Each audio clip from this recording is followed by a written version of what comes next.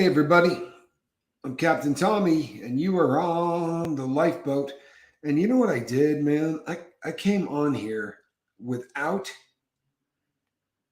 without my beverage. I don't ever do that because you absolutely need beverage, but I screwed that one up. Before we get rolling, if we could get some prayers for Ladybug.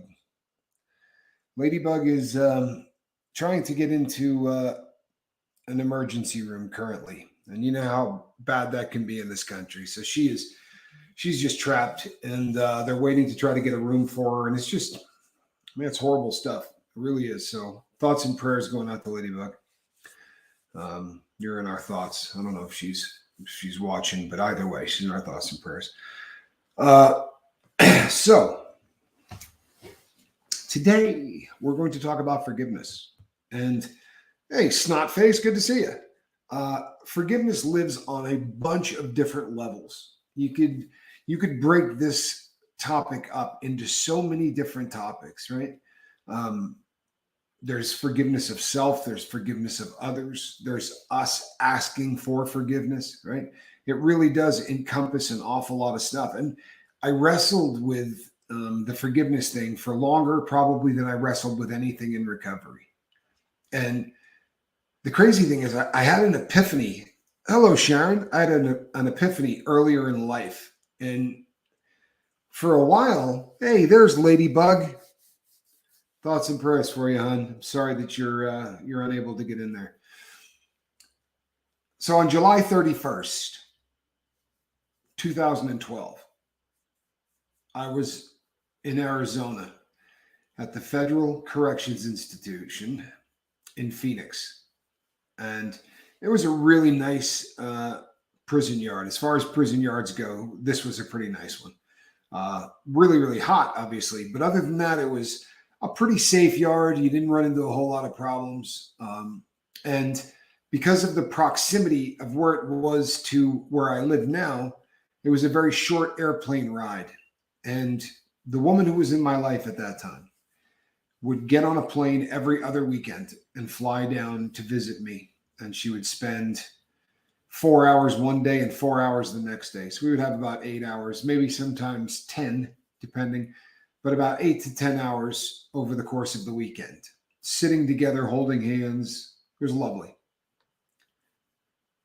And there are convicts have a massive amount of respect for other people's girlfriends, probably because they've seen people get stabbed, they've seen people get killed, they've seen throats get cut. You just don't say stupid things. So my ex was an absolutely beautiful woman. On the outside, she was stunning. People would compare her to Britney Spears often, although, to be honest with you, I didn't see it, other than the fact that I think they're both pretty attractive, but I didn't. But people would walk up to us in public and say it routinely. You know who you look like? Anyway, so, and she was practicing law at the time.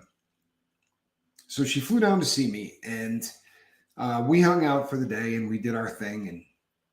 And when you're done, you have to go and get stripped out of your clothing. They want to make sure that your significant other didn't bring you, contraband, a bag of drugs, or a weapon, a cell phone, these type of things. So you have to go in a room and you take all of your clothing off and you go that route. And you have to do that. It's done every single time. So I go in there and I'm disrobing, and a gentleman says to me, in all the years, this is the CO, the corrections officer, says, in all the years I've been doing this, your wife is the most beautiful woman I have ever seen come through our visiting room.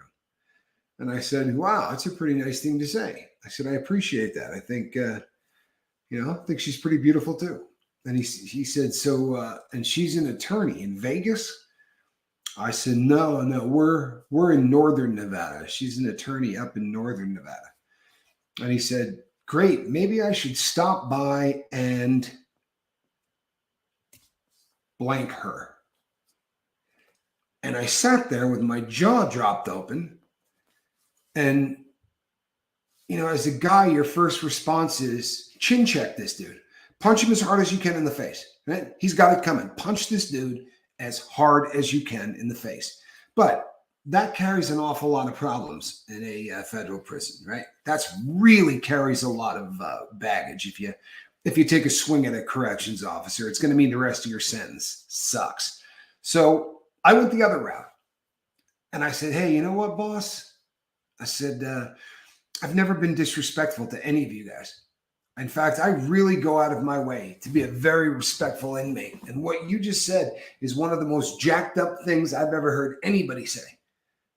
Really disrespectful." And he said, "Well, you can always file paperwork on me." I finished putting my clothing back on, and I went back to the unit, and I was just seething mad. A kind of pissed off that doesn't happen too often in a person's life. But this one was real. And it hung with me for probably 7 days. The following weekend, I didn't have a visit. But the weekend after that, she came back. We did our normal routine, and he was working again on Sunday, the second day of the visit. And took me in a room, stripped me out, and started saying stuff even more foul, right? And I'm really struggling with this. I am really, really struggling with this. So I went back to the unit and I said, "You know what? I'm going to file paperwork." So I got out a BP-8 and a BP-9, and I wrote down exactly what the guy had said, how out of line I thought it was. And I said, "If you don't move this guy to a different department, and he says something like this to me again, I promise you I'm going to hurt him." Right? Take it what it is. So the warden calls me into his office a few days later, and he says, "I would like you to take back this BP-9. And I said, "Why would that be?" He said, "This stays in someone's permanent record. The fact that, the BP-9, we got it to a 9 and it has to be signed on. And he's a good cop. I don't want this on his record." I said, "The man looked me in the face and told me that he intended to go to the town that I live in, right, to have sex with my wife. And he said it a lot nastier than that. I don't care what you put in this file. Get him out of visiting, right? I'm being as cool as I can be. Get him out of visiting, and I'm not taking it back." So it was going to go to a BP-10, and it was going to go all the way up the food chain. 2 weeks later, she comes and visits, and he's no longer in the visitation room. And I thought that was a good decision, because this guy's a jerk, right? 2 weeks later, she's back, and so is he. And now he knows that I have filed paperwork against him. If he didn't like me before, he sure as hell doesn't like me now. And we go into the back, and I'm taking the clothing off and doing the normal stuff. And he said, yeah, I think I'll go up and see her. He said, and she's going to be really happy because I'm way more well endowed than you. Not how he said it, and of course, one of us is standing there disrobed. And I said something to the effect of, "Oh, you're not looking at it right, boss." And when his eyes left me, I jumped off of my feet with everything I had. I aimed with this shoulder like I was hitting the baseball. And I caught that man right on the chin, right here. And his head did this number, and then he fell. And when he did, he hit his face on the little metal thing that are between two stalls in the bathroom. And it cut him from the top of his forehead to a little bit past his nose. Big cut. And he landed on the ground, and the blood just started to pool out. And I thought, oh, I'm in so much trouble, right? This is the worst possible case scenario. This couldn't really have gone any worse. So I went over and I knocked on the window. And like I said, I've never been disrespectful. I got along with every officer there. So I knocked on the window, and the guy said, "Hey, what's going on?" And I said, "Could you come here for a minute?" And he came up to the window, and I was like, "I think your boy's going to need some assistance." Suffice to say, they could have just said, "All right, put your hands on your head, right? Put your hands behind your back, get on your knees." Whole host of options that they could have done at this time. They didn't go with any of those. What they did was get about 5 or 10 of them before they came through the door. And they had a shock shield, right, which is basically a taser, But when it touches you, right? So it's a shield. Like I'm going to try to attack them. Like at this point, I'm pretty mellow. My beef was with the guy on the ground. When the door opened, the guy with the shock shield ran at me and pushed me up against the wall while I was being tased. And the officer behind him shot me with the tasers that shoots out the two prongs. And those prongs are held, they go to filament. And that's a real taser. Like that's the kind of taser that's no joke. The shock shield is just very uncomfortable. This taser dropped me. Like your legs stiffen up and you just sort of fall. So I hit the ground like an oak tree. And the last guy to the party, because when someone hits the panic button, every single officer comes. So by now, I'm not exaggerating, people. There's 60 officers trying to get their way into this little bathroom. And the last guy that got there opened up with with pepper spray, right? And I mean, doused me in pepper spray. And it's the kind that has the little orange stuff on it so that you can tell where it's been sprayed. And my entire face was just orange. The only shining spot was that the gentleman that was on the ground was getting to his feet and took pepper spray right in that wound. The next 3.5 hours of my life are days, is a period of time that I'm never going to forget. Right? They took me from visiting to the unit that had the segregated housing unit in it, the hole. They had taken my arms, which were behind me, and lifted them up as high as they could, right? So that my feet were barely touching the ground, and you're trying to run to keep up with it. Really tough on your shoulders. So when I got into the room and they got me into this place that has a little phone booth, it's a cage. Like you would see, like they dive for sharks and they go underneath the water, and that's kind of what it looked like. It looked like a phone booth, but they could lock you in, and it's so small that you couldn't sit down in it if you tried, right? It's just for you to sit there and hang out. Before he put me in there, he punched me, right? Really, really hard in the stomach. And I had both of my hands behind my back. And I dropped to my knees and I just fighting to try to get air. And I think that this was probably the plan because it made it much easier to do what they were going to do next. They uncuffed my handcuffs and they put me in this cage and they put my hands through the top bars of the cage and then cuffed them.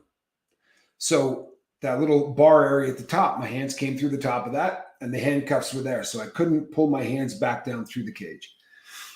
And he said, the lieutenant is going to be in here to see you in a minute.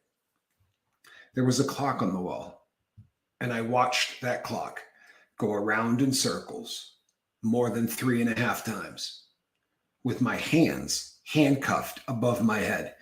I don't know if you've ever put your hands above your head for, say, 4 or 5 minutes to see what happens. But if you keep them above your hand that long, you lose the ability to do anything with them. I literally could not move my arms. When they finally took the handcuffs off, the weight of my arms just dropped, right? I had no control over them at all. And I was in a bit of a panic because I don't know if it's going to come back. And the cop says, you need to cuff up, which means that you put your hands through the food slot, right? And then they put the cuffs on it. And he said, stick your hand through the effing food slot. I said, I can't move my hands. Like, I'm not trying to be disrespectful to you, man, but I cannot move my hands. So he reached in and pulled my hands out and then handcuffed me. And I got brought into another room where I sat in the chair and listened to the people outside laughing, right? Talking about which one had hit me where, you know, how I got sprayed, how that they didn't let me rinse off that pepper spray. When they put me in that cage, I was still just orange all over my face. I got no relief, no nothing. It eventually stopped. I mean, legitimately, the pain does go away, but it takes a long, long time. And while I was sitting there in the chair and listening to them mock me, I started to realize that all of the control in my life was gone. There was nothing I could do. I had no play, right? You sit there and you think to yourself, all right, what's my next move? I had no play. There was nothing that I could do. I wasn't a free man, right? I wasn't even being treated very well for an inmate. And then the craziest stuff happened. I honestly sat there and tried to focus for a few minutes. There's got to be something I can do, right? And I started to think about all of the things I could say to these guys, right? I could say some mean stuff, maybe talk about their wives. Thought about that for a minute. And right around that time, I started to be able to feel my fingertips. I mean, they weren't working, but I started to get a little feeling back in. And you can call it whatever you want. I call it divine intervention, but you can call it whatever the hell you want. But as I was sitting there with my hands cuffed behind my back, listening to a gaggle of people laughing about my misfortune, it occurred to me that I had it within my power to just go, I'm not mad at any of them. I'm not even mad at the one that talked trash about my wife. I'm just going to forget it. I'm giving up all of this hate and all of this anger right now. And I'll be honest with you, it drove them freaking insane. It really did. Because they had me in the shoe for 14 months before I got shipped to the special management unit, right? 14 months. It's a long time to be in the hole. And every day they just said something crappy to me and laughed and joked. And every day I just went, how are you today, boss? Big smile on my face. I wasn't faking it. I really wasn't. I came to realize right at that exact moment that I did have power. No matter how much they took from me, right? No matter how much I was stripped down, literally, by the way, to absolutely nothing, right? I had nothing. When they stripped me out to take pictures before I went upstairs, because they want to document that there's nothing wrong. Because a lot of times an inmate will go upstairs and say to his cellmate, tune me up, right? I'm looking for a lawsuit. Punch me 5 or 6 times in the ribs. I need marks. And then give me 1 or 2 over my eye. For real, like this kind of stuff happens. So they take off all of your clothing and they take pictures of you. While I stood there with no clothing on, while a guy took pictures of me, there were 5 female COs in the room. 5. I can assure you that if the shoe was on the other foot and they were stripping out a woman, there would not have been one man in that room. But they were there for one reason and one reason only, and that was to humiliate me. That's what they were going for. They just wanted to bum me out as much as they possibly could. And I don't know if you've ever seen the Seinfeld where George Costanza talks about it being really cold. You should see what pepper spray does to that area of your body, or a taser, or your hands above your head. Suffice to say, it wasn't my best day. You know? But I learned something that day. I really did. I'm not making this up. I learned something massive. You always have the ability to say, I'm not going to hate. You can't make me. You do what you do, right? Hit me with the nightstick. Spray me with the pepper crap. I refuse to hate. And the reason is, it's a disease that doesn't do anything to them. Doesn't do anything to the person who you hate. Honestly, they move on with their life. You think they care? They don't. But what you've done is attached a tether to that person. You may as well handcuff yourself to that person. Every single day, you think about how much you hate that person. Every single day, that person comes into your head and you're just gritting your teeth. That's a lot of emotion to give somebody on a daily basis who you hate. Right? Chances are you're not giving that much emotion every day to the person you love. But you get tied to the person permanently. Now, I'm no guru, and I'm not very good at a lot of the stuff I teach. I got out of the feds, and I mean, it did. The abuse didn't stop there, because now on my jacket it says "punched a cop, severe bodily injury," right? Which means everywhere I go, there is a officer that is not too excited to have me there, and I got hit with nightsticks in the back of the legs when I was at Lewisburg 7 consecutive days, without the guy even telling me why he was doing it. Another funny thing happened. Right. And I'm telling you the truth. I let karma. I said, I'm done. I have nothing to do with this. It's out of my hands. I am not going to hate this guy. And I had been getting paperwork that said, we're charging you with assault on staff, right? Which is a pretty serious felony. It carries 8 years in prison. At the time, I had 3 years left on my sentence. And it was just, I thought to myself, it really wasn't worth it. Punching this dude was just not worth it. And I started to hate myself for what I had done. I started to realize that instead of going home to this woman that loved me and had really been taking care of me in 3 years, I was probably going to be going home in 11. Yeah. And the ants were running wild all over the inside of my head. You're a loser. The hell were you thinking? Seriously, the inability to control your emotions is going to keep you in prison twice as long as your sentence is, genius. And those ants did that crap every day, every night, around the clock. And it was getting to the point where I honestly thought I might be going crazy, right? Really tearing me up.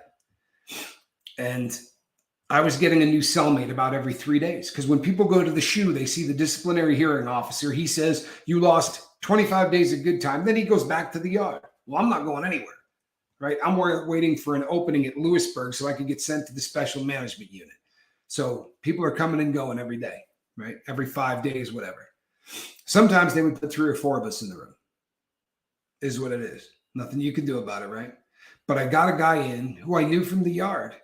And he said, oh, dude, what were you thinking? I said, I wasn't. I was not using that part of my brain. I was running purely on emotion. He said some stuff about my wife, so I swung on him. I said, and now I'm going to get an additional 8 years, right? And it's on film, right? It's on film. Me punching this dude in the face, everybody coming in and pepper spraying me and all that. Every stinking bit of it is on film. Now, they'll edit out all the good parts. And the only thing you'll see is me punching this dude, right? In slow motion. It's going to look bad. It's going to look all bad. And the guy said to me, you're a believer in God, right? I said, yeah. He goes, have you been praying about it? Okay. I said, and what do you think I should pray? That the guy I punched in the face has this change of attitude and decides he does not want to press charges against me for scarring his face for the rest of his life. I said, yeah, there's a pretty good chance of that happening. Maybe that'll be my prayer. He said, how about if you don't pray anything other than, I want this gone. I don't want to think about this all day, every day. I want to give it away. It was the first time I had heard the concept of that form of forgiveness, that the root word forgive means to give away, literally. So I gave it away. I gave it to a higher power, but I gave it away. And then I got back to reading books, and I got back to laying down, and just starting to try to make the best of the time that I had. Did a bunch of push-ups, started working out. And then right before I got shipped off to Lewisburg, which happened in February, so this was right after Christmas and New Year's, a guy showed up in a suit. That doesn't happen very often, right? Everybody usually is dressed like they're getting ready for war. CEOs do not wear suits. He looked like a lawyer. And he came up and they opened the food slot, right? And he said, you need to sign this. And he handed me a little paper packet through the food slot. And I would imagine it had maybe 10 pages on it. And I said, I started reading it. He goes, just sign it. I said, yeah, no disrespect, sir. I don't sign stuff that I didn't read. You could have me admitting to this or whatever. I said, tell you what, give me the gist of it. He said, we're throwing out the charges. and we are giving up the right to ever charge you with it again. Huh? You're throwing it out, and I don't have to worry that you're going to charge me again or the state or any. No, this is it. It's done. He said, yeah, correct. It's done. I said, why? He goes, do you really care? Or are you going to sign it? I signed it. I signed it. I put the date on it, and I handed it back through the food slot. No clue why that just got dropped. It would be a year and a half before I found out what happened. I was in a rec cage at Lewisburg, and a guy showed up, and he said to me, are you the guy that punched the cop in the face? And I said, yes, that would be me. I said, not one of my better moves. And I said, but I didn't get in any trouble. They dropped all of the charges. I said, I don't have any idea why, but they dropped all the charges. He said they dropped the charges because he got caught coming through the metal detector. Apparently his thermos was threaded the wrong direction, right? So when you would look like you're tightening something, you would loosen it. And when it looked like you were loosening it, you would tighten it. And that whole thing was hollow. And in there, he had 2 small cell phones and 4 ounces of methamphetamine, bringing it into the prison. So not only did the guy I punched in the face lose his job, but he had to go to the feds.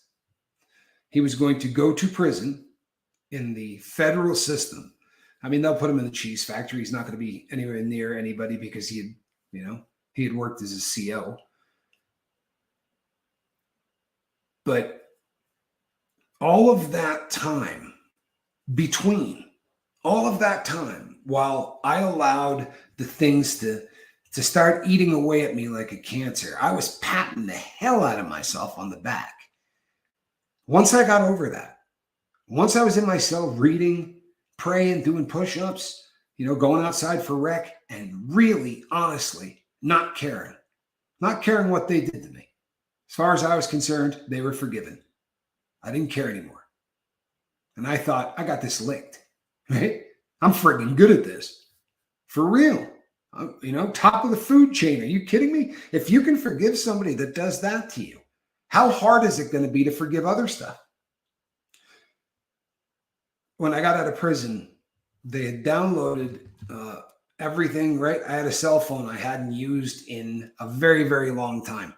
But I had a ton of emails, like 9,000 emails, and most of them were just trash. But one was Dropbox. And since I had paid for both phones back in the day, everything done on picture or video got sent to Dropbox as a backup, kind of like the cloud. And there, I found out through timestamps that about 4 days after I got arrested and went to jail, my wife was sleeping with the local meth dealer and being kind enough to videotape it. So I had to now try once again to not hate 2 people. I knew this dealer. I've done tons of dope with him. He's actually a pretty decent guy. I had to try to not hate him. And I sure as hell had to try to not hate my ex-wife because I knew what that'd do. I knew it was cancer and I'm free, right? I don't have to worry about this crap. I'm free. Easier said than done, right? I struggled really hard with that. I don't care that she went and found another guy. I was going to prison, my screw up. But I mean, I might have still been getting out at day 4, right? 4 days after I was arrested, which makes you wonder, was it going on before that? And you just start going down that rabbit hole of hate. And I got to a point, I'm not kidding. I got to a point where I thought, I'm over it. I really am. I'm over it. Talk about patting yourself on the back. I said, look, it isn't even a matter of getting cheated on. I saw it, right? Complete with sound. Oh, lovely.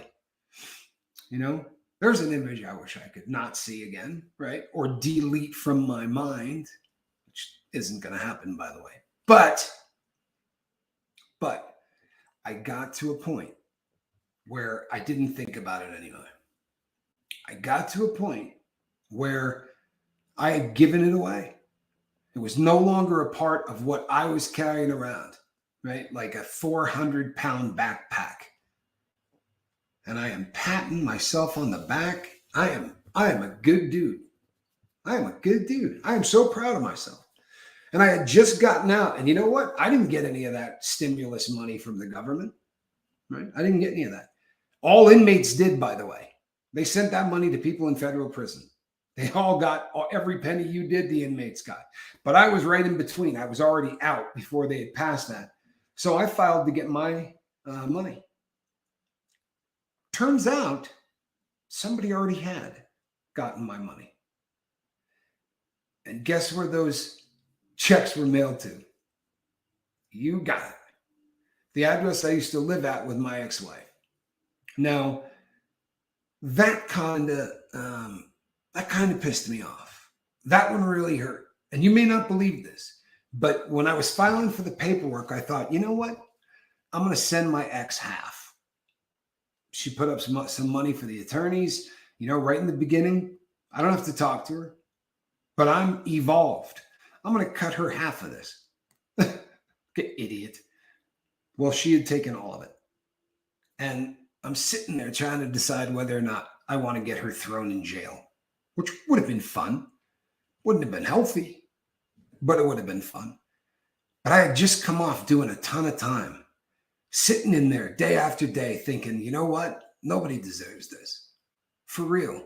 I mean, if really violent, crimes I kind of get, but the way they treat people, it's cruel and unusual punishment. And I'm not going to be with this woman again. But I don't go from loving someone to hating someone in a month. I never understood people that could do that. I still love my ex-wife to this day, and the previous one for that matter. So I decided I wasn't going to file any paperwork on that. I was going to be the bigger man. So you know what I started to do, right? Pat the hell out of myself on the back, right? Man, I'm getting good at this, right? I saw her boffing another dude. I got over it. She ripped me off for about $11,000. I got over it. Just going to move on. It is what it is, right? No big deal. Then I get contacted. Yeah, I get contacted by another agency, only this one isn't federal, it's state. And they said to me, we see that you're working. I said, yes, I am. I'm working at a shipyard in California. I'm actually pretty excited about it. I make fairly decent money. I get some overtime. Is there a reason you're calling me? Well, when are you planning on paying back all of the money that we gave you for unemployment during the C+ math? I said, I got unemployment. I said, when did it start and when did it stop? And he gave me the dates. I said, well, that would have been very difficult for me to be cashing those checks because I was incarcerated in the federal prison system. I don't think this will be hard to verify my alibi, right? I sure as hell wasn't getting those checks. But there were a lot of money in those checks. They were up in unemployment and doing all kinds of other crazy stuff.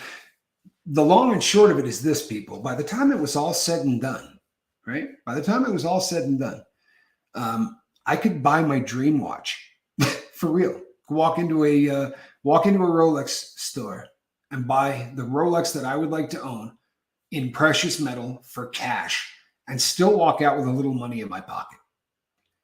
Stole a lot of money. And I have yet to pat myself on the back for this. That one, I can't seem to get over. And it's not the money. It isn't. It's not the money. But in order to pull off the hustle that she did, she had to get a signature from a family member. Papa Scoville, unknowingly, signed a document so that she could rip me off. And you can hit me with billy clubs and you can tase me or you can spray me with pepper spray. But screwing with my dad at the end of his life, I cannot seem to let go. I cannot seem to give it away. And I'll tell you something, I'm friggin' trying. I really am. I'm trying. And I've consulted with people on the boat. I've got my 5, and I've gotten some great advice from some of them. I've got great advice from all of them, if you really want to know the truth. But I'm struggling. And I don't think there's anything wrong with struggling. I really don't. I'll tell you what, I don't think about her every day. I really don't. In fact, sometimes a week will go by that I don't think about her. But when I do, it's hate. And you know the problem with that? The problem with that is this. We were married.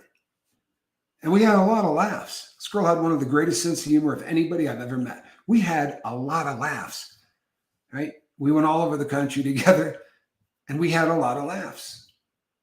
And they all go away. Every one of those memories gets flushed down the toilet because of the one that I can't get over. There are no other ones. That's a horrendous thing. But it's a pretty good example of what hate can do to you. It's a cancer. And once it gets inside of you, it just starts eating away at everything else.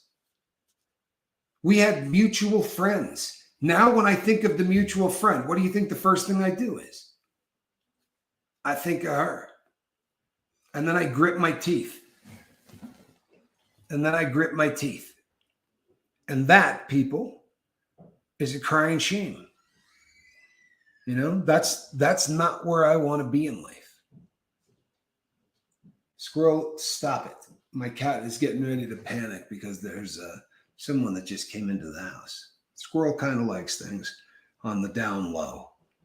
But so I struggle with this. I am really looking forward to moving because there are landmarks all over this town that I see, and it throws the light switch, right? And the hate just sort of kicks in, and the anger, right? And then the bitterness and the feelings of betrayal and all of that crap. I just have to keep going through again and again and again. Do you think I'm hurting her with any of this? I'd be willing to bet she doesn't care. She doesn't care where I am or what I'm doing. She's moved on. I mean, I assume. Maybe she still hates me. Maybe we're both tethered together. But I'm stuck with this woman. I really am. I'm stuck with her being a part of my life, and I am uncomfortable with that. I really am. I do not want her being a part of my life anymore. And that's legit. I really do mean that. But when you start hating somebody, you honestly are just, the two of you are locked up in a way that is just so unhealthy. When I do start thinking about her, it's like when we first met, right? And I thought she was the greatest thing ever. And 5 or 6 hours would go by that I couldn't have a thought about anything else. It's the exact same thing, except I don't smile, right? I don't smile. I don't think, wow, she's fantastic. I think that dirty, rotten.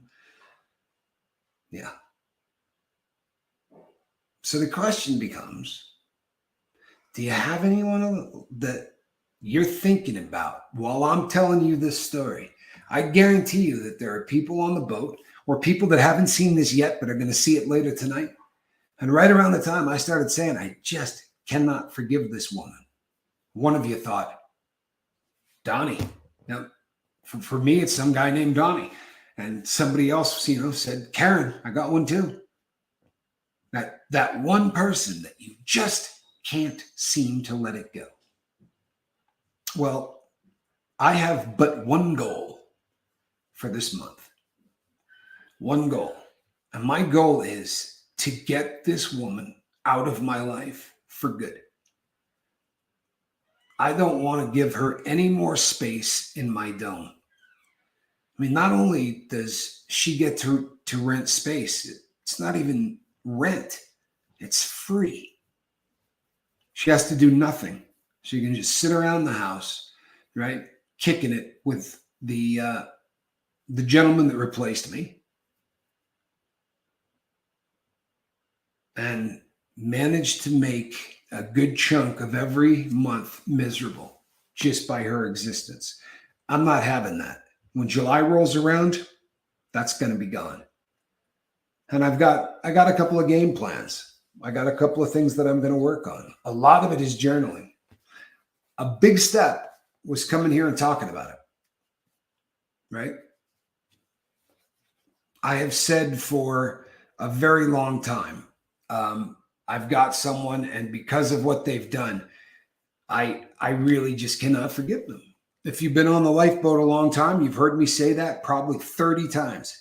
But I've never been smart enough, I guess, to say, let me tell you what that is. And that would have been, I think, of a real benefit to me. Because maybe, just maybe, if I had not held it inside, like I tell everybody not to do with everything, maybe I'd have already healed. Maybe I would have been able to move forward a little, you know? Maybe this would be in my rearview mirror. And I don't want her in my life. I really don't. You know, that is definitely behind me. And I'm not saying this for any other reason other than the fact that it is true. But if she called and said, I made the biggest mistake in the world, you know, I love you, I'm so sorry, can we get together? I would say, no, no, not at all. You know, those days are gone. So if I couldn't bring myself to love her, why is it so damn easy to hate her? Huh? Why? Snotface, I'm glad you enjoyed that video. I really am. That's awesome. And you should apply it. I hate that I could tolerate the one so-called girlfriend. Yeah. But you know something? I just let it all out. Right? Shy of telling you her name, I just let it all out. That's the problem I have. That is really the problem that I have. And when Papa Scoville signed that paper, he signed it at the house I used to live at. Right? It was my home. Which means the drug dealer that was banging my wife was hiding behind the door. Lovely. And at that point, he was already living in the house. So he was really taking advantage of my dad. And it's just really, really sleazy. But I got to get over it. And I promise you, by the time July rolls around, I'm going to be over this. There are things that I'm going to do. I absolutely believe wholeheartedly that some of the problems that I am having with my health are because of this. If you have hate in your life full time, I promise you it's going to do bad things to your health. To your health. Snotface, I will be doing more. Got kind of hectic with this move, but I was absolutely intending for that to happen. Thank you, Dennis N. I appreciate that. This is important to me. And dropping it here, that's a really good first step. You know, saying it out loud. You know, the part about the fact that I had to watch her getting boffed by the local drug dealer, it's an unpleasant thing to say out loud about a girl you were married to. It's kind of a bummer, right? And technically, I was already gone, but I was 4 days gone. I was 4 days gone. Yeah. But this will be the month. Goosebump shortly, very, very shortly. Can you hear an echo? Yeah. You're hearing an echo because there really is nothing left in this house. A couple of things, you know, but everything else is already packed and ready to go. You know, it's ready to go. And Hunt, I agree with you 100%. I really do. That is right in my wheelhouse for the things that I believe. It's one of the reasons that I struggle with this so hard. You know, I know every reason that this needs to be handled. Every reason why I need to forgive her. Right? I know every good reason, but I'm struggling with it. I'm really struggling with it. And I think, like what I said, it starts with not just letting it out, you know? If you have that person, if you have something where you just cannot bring yourself to get over the hate, forgiveness doesn't have to mean I love you and this is all in the past, right? And we're the best of friends from this point on. It doesn't have to mean that. It can just mean I don't intend for it to take up any space in my head anymore. I'm giving this crap away. Right? It absolutely can mean I love you so much, right? If the person you're angry with is a significant other or a girlfriend, boyfriend, anything, family member, yeah, those kind of I forgive yous are great. You really do say I love you and it's over. By the way, pay attention because this is the best thing you will ever learn on the lifeboat. The best thing you will ever learn on the lifeboat. If you do something and you say to your significant other, I'm really sorry for what I did. If your significant other says, I forgive you, what that really means is I'm giving up the right to ever talk about it again. So if I say I forgive you, that means that the next time we start to argue, I can't go, well, you did this, right? In March, remember that? No. If you forgive somebody for something, it's gone. It's gone. Like as far as east is from west. You are giving up the right to ever bring it back up. Is that hard? You bet. You bet. And I remember very distinctly saying to a significant other of mine, I am so sorry. I really am. And the significant other said, I'm really glad that you said that, but I'm not ready to give up the right to talk about this. That might take a while. And as it turned out, it took about 6 months, right? And it got brought up a lot. We hashed through a lot of things. Coburn, Spencer, good to see you, man. I'm glad that you're here. That's awesome, man. That is awesome. Yeah, good to have you. Super is a great movie. Don't know that I've seen it. But what about residual effects of a negative thing they've done in the past that affect how you view your current situation? Well, tell you what. If you have handled the previous one, right? You really have handled the previous one, then it'll be gone, right? That really is what forgiveness is. No matter how bad that thing was, you either loved that person enough to say, I can forgive you for this. I can put this in the past because our love is bigger than all of that, right? Yeah, you screwed up. You screwed up massively and our relationship took a hit, but I'm putting this behind me because I love you that much and I'm not going to bring it up again. This is it. It's over. It's done, right?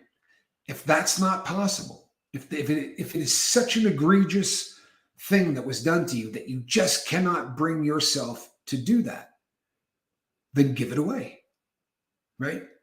Give the hurt, give the pain, give everything, give it away. Get it out of your life. Get it out of your life. And you know what? There are times that you can forgive somebody. You don't have to forget. You don't. The healthy part comes with not carrying around all of that. However, you don't want to be naive in the future, right? I mean, let's say my best friend is addicted to heroin and he comes over to my house and he steals 3 wristwatches while he's here and he takes them to go sell so that he can do dope, right? I can forgive that person. I can say, I love you, brother, and I know exactly why you did it. I've been there. How could I not forgive you? But if you think the next time he comes over, I'm not going to be watching him, right? I mean, I can forgive him. I'm not sure that I can forget him. And And it's going to affect our relationship in the future. Saying I forgive you doesn't mean we are going to restore this to exactly where it was, right? I'm going to trust you like you never cheated on me. I'm going to trust you like you never went out to a bar when you said you were somewhere else. I'm going to trust you like, it doesn't have to be that. It doesn't. It's just getting the hate and the anger off of your plate. That's what it is. I love you. I forgive you. I'm not going to bring this up again. But trust and believe I'm watching you in a very different way because you have eroded some of that trust. That's my point. I'm using that information to make current decisions. It's hard to forgive some betrayals. It absolutely is. It absolutely is. But I don't think there's anything wrong with using some of that to affect your current decisions. I think that's legit. Where it gets bad is like what I'm doing with my ex. Like that hate, that feeling of, I would really kind of like to hold her head underwater, right? Just kind of choke the, really, really, really have a grip of hate. And it's just not a good thing, right? It's a really bad thing for me. I've forgiven my ex for the struggle I had getting housing after I left him. I still don't like him or want to be around him, but it doesn't take up my time. Rose, I love that. I absolutely love that. And when you start to look at all of these things, when you think back to other times, I forgave people that tortured me. And that's literally what they were doing. When they handcuffed me above my head, right, for 3.5 hours, that was torture. Right? When they pepper sprayed me, tased me, man, there was no fight left in me. You didn't have to do that. Like I was, I had given up. That was retribution. They were pissed. They wanted me to hurt.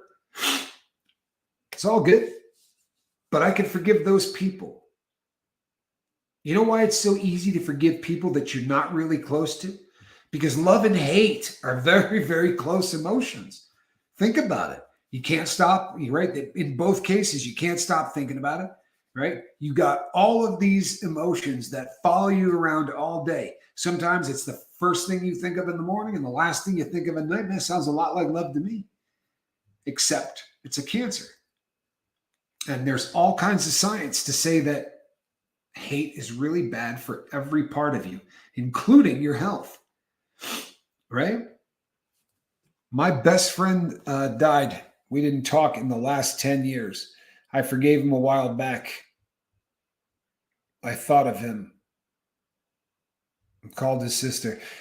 That's tough, man. That really is. Until death, we do part. 31 years. My ex kicked me to the curb. We're both still alive.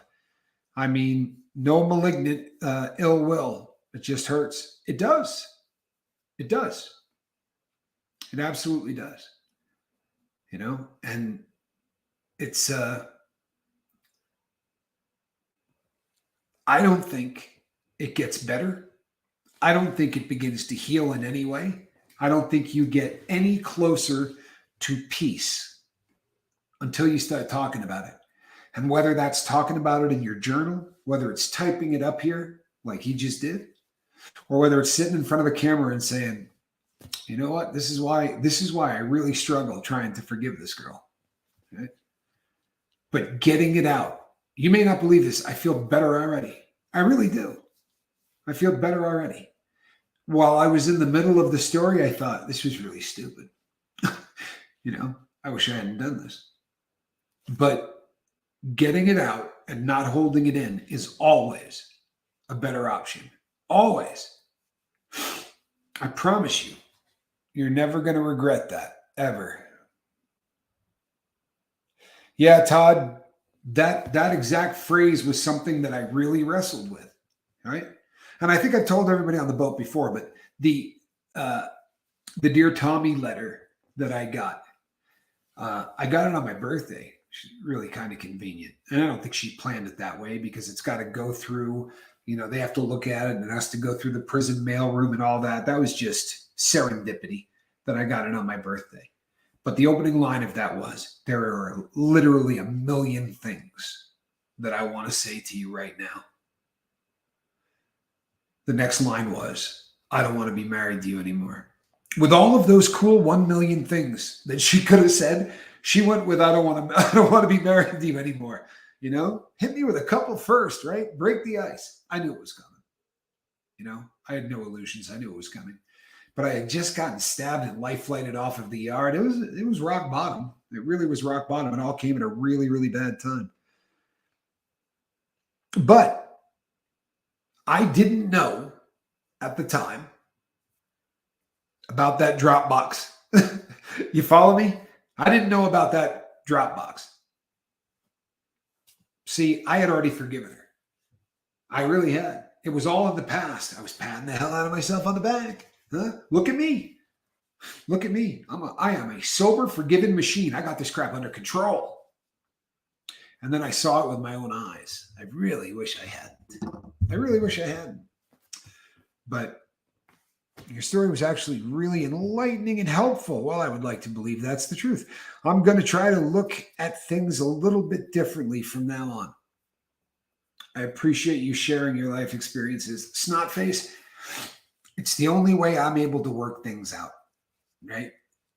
It's I find it really funny, you know, when you go to probation, they'll say, are you seeing a counselor? And I'd say like 3,956 of them, right? Top that. I'm seeing a hell of a lot of counselors. And I promise the feedback I get from you guys far better than the stuff I'd get at a counselor. Trust me, I went through all of those before. And the boat, they got nothing on it.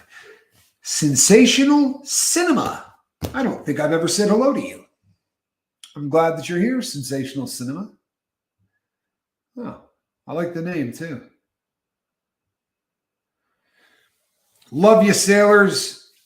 I got to go. Sorry, I was barely here. I just wanted to tell you all, stay at it. And I'm thinking of you. Thank you, Smitty. I really appreciate you stopping in and saying that. That is always a beautiful thing. People, take note of that. If you happen to be in a situation where you can't make the boat or you're going to be gone, it really does wonders for us if you pop in and say, hey, you know what? Thinking of you.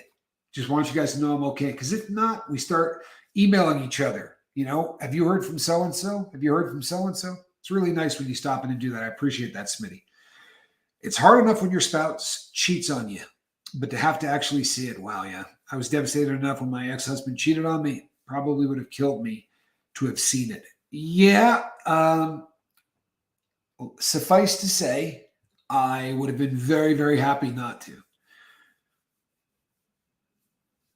Thank you, Snotface. I really appreciate that. But don't you feel great? You can share whatever you want here. No one's going to look at you.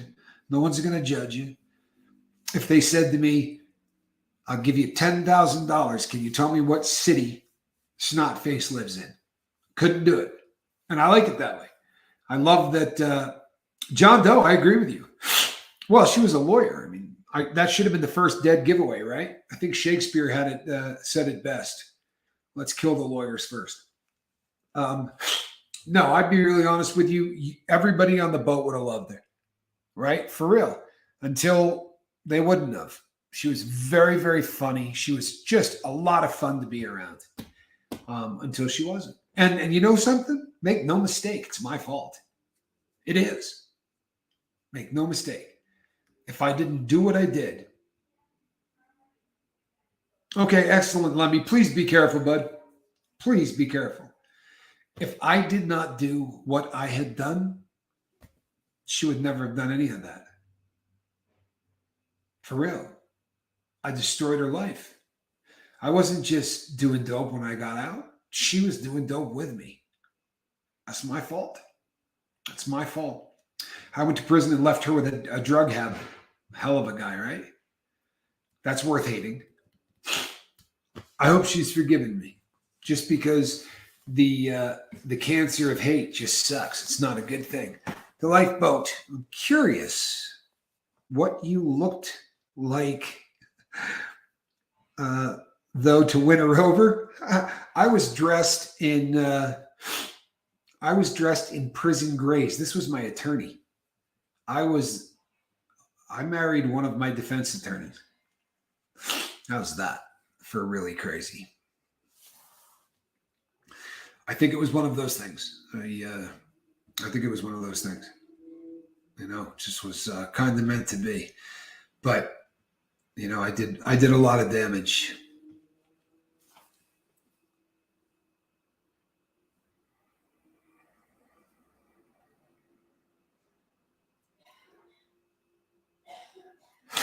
Hey Todd, you know what? This is a subject. Listen, love you, but this is a subject we're never going to discuss on the boat again. All right? Please. There are certain phrases. Here's what it comes down to. The number of people who are on this boat who have suffered from domestic violence that have to deal with all of those memories. I wouldn't want to come on here and say, I just got loaded. I just drank a crap load of beer, because there are people on here that are fighting that. So you kind of got to do everything you can to take into account that there are so many people on this boat that are injured in so many ways. And I know it would break your heart if anything you said triggered a girl on this boat who has suffered domestic violence once or twice or 3 times. All right. So let's just never go down that road again. Let's just not say that. And everyone's allowed their own opinions, right? I would never tell anyone not to have their own opinions, but I don't want to do anything that's going to hurt anybody on this boat. And that's kind of my job, I think, is to make sure that, what we talk about and the things we do don't make light of anybody's stuff. So, oh, you're leaving, Nick? You know what? I'm glad that you're working, though, brother. I really am. That's good stuff. That really is. What if I told you I was still a virgin at 45? Well, I would say you should brush your teeth more. Just one of those things. You know what I mean? At 45, could be a halitosis thing. Or it may be a decision, in which case, good for you. Save that.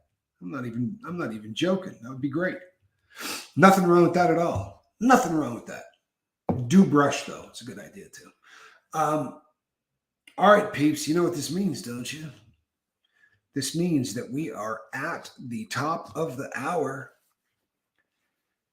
We are at the top of the hour. Yeah. OMG halitosis, says Snotface. All righty, peeps. I just want you to know we all earned our seats in these rooms. God bless. Yep. Thank you. Appreciate that. Squirrel, squirrel, squirrel, squirrel. Yep. All right, peeps. I'm Captain Tommy Scoville, but you knew that. And this is a cat in a basket. What do you say, squirrel? He's a good kitty. Just giving me the stare down. All righty, people. I will see you all tomorrow morning. I'm pulling a back-to-back shift here on the lifeboat. I got the midnight watch and I got the early morning show. So if you're up tomorrow morning, come see me on the boat. All right. We have a lot of fun in the mornings. I promise it'll be an upbeat. I can't promise that, but it'll be fun anyway. I'm Captain Tommy Scoville. See you on deck.